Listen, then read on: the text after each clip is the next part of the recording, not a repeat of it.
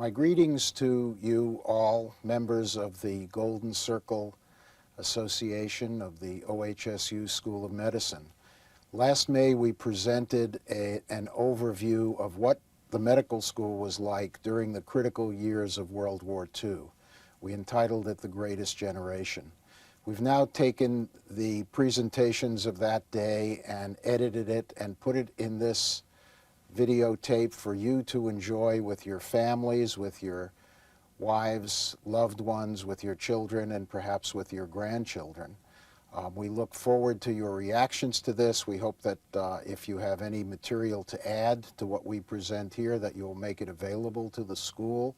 We hope that you enjoy it, and we look forward to different presentations in the future and to covering other areas in the history of the School of Medicine.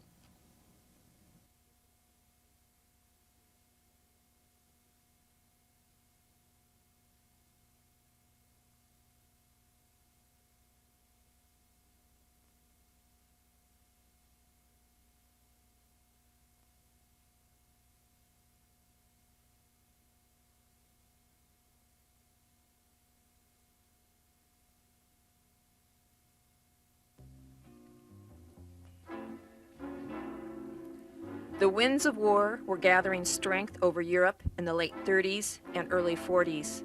To prepare for possible U.S. involvement, the Surgeon General asked major medical schools to organize, recruit, and train, on a reserve basis, personnel sufficient to staff a general hospital unit capable of caring for 1,500 battle casualties.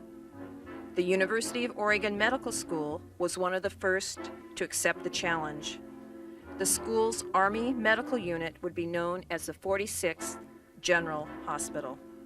It was in June of 1940 that Richard Dillahunt, Dean of the Medical School, appointed Dr. J. Guy Strom, a Portland practicing urologist and a colonel in the Army Medical Corps Reserve, as chairman of a committee to organize the unit as a reserve hospital.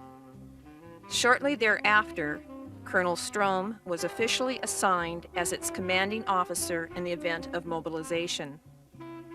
Faculty members of the University of Oregon Medical School responded generously to Colonel Strom's appeal for volunteers, as did many other successful doctors throughout Oregon and the Northwest. The same was true of nurses and enlisted personnel needed to fill the quota of 700 total. On the right side of this picture is one of the volunteers, Dr. Sante Canaparoli, a clinical instructor in surgery at the medical school, who would later be in charge of surgical services at the 46th Hospital. Another volunteer is Captain Art Rogers, who is wearing the glasses. Beside them is William Pop Allen, professor of anatomy. Interestingly enough, Colonel Strom requested all who could, at their own expense, have regulation uniforms tailored at Noodleman's. They were worn proudly, as you can see. The training period for the 46th General Hospital volunteers started nearly 2 years prior to active duty, when at regular intervals, the volunteers met at the recently built school library. The volunteers learned about treatment of war injuries, illnesses, and tropical diseases. Then, on December 7th, 1941, came Pearl Harbor.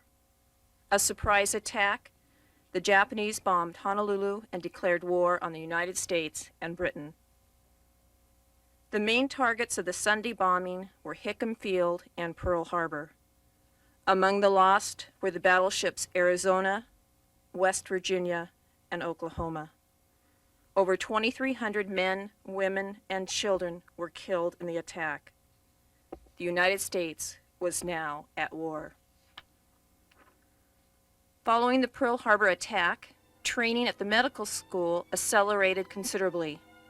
A few months later, at a symbolic ceremony at the medical school auditorium, where all employees and students were invited, and this is a photo of an actual campus poster, the flag was proudly presented to Colonel Strom by Dr. Thomas Joyce, one-time CO of the World War I Base Hospital 46. "We'll do our duty," was the assurance given by Colonel Strom at that somber ceremony. Colonel Strom is the second person from the left, Lieutenant Harriet Dixon, Chief Nurse of the 46th in the middle, and Dr. Thomas Joyce on the right side of her. The 46th General Hospital was activated July 15, 1942, at which time the officer and nurse personnel, most of them either medical school faculty or graduates, were ordered to Fort Riley, Kansas, with Colonel Strom in command. The unit left by train on a Sunday evening with wives, sweethearts, family members, and friends packing Union Station. Private compartments were given to the nurses as shown here, with Nurse Lulia Brantner. At Fort Riley, a 13-month training session began.